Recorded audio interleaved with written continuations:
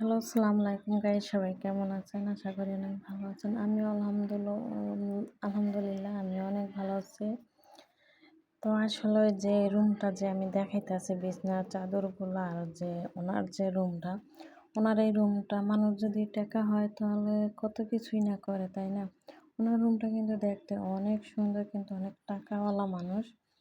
কিন্তু দেখেন, ঘরে যদি কোনো স্ত্রী না থাকে, টাকা পয়সা দিয়ে কখনো কোনো সুখ শান্তি আসে না। যদি থাকে, মানুষের মনে যদি অশান্তি থাকে, তাহলে মনে করেন কিছুই ভালো লাগে না। কারণ টাকা দিয়েই সব কিছু পাওয়া যায় না। কারণ ঘরের সৌন্দর্য হইছে নারী। ঘরে যদি নারীই না থাকে, ঘর যতই সুন্দর হোক না কেন, এটা কিন্তু দেখতে তেমন একটা ভালো লাগে না। কারণ ঘরের সবাই হইছে নারী। কারণ নারীই পারে একটা সংসার ১ মিনিটে ধ্বংস করে দিতে, আবার নারীই পারে খারাপ একটা মানুষকে নিয়ে সুন্দর করে সংসার করতে। কারণ নারীর হাতেই সব কিছু।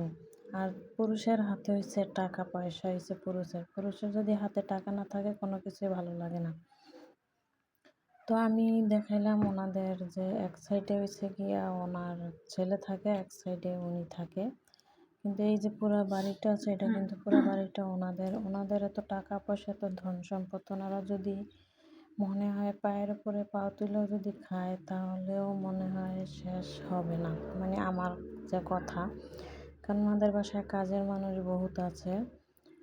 তাই আসলে অনেক মানুষই দেখেন প্রতিদিন কিন্তু ওনার রুম, ওনার সব কিছু চেঞ্জ করতে হয়। এটা হচ্ছে ওনার ছেলের রুম। তো সবার যদি আমার ভিডিও ভালো লাগে তো অবশ্যই লাইক কমেন্ট করতে ভুলবেন না।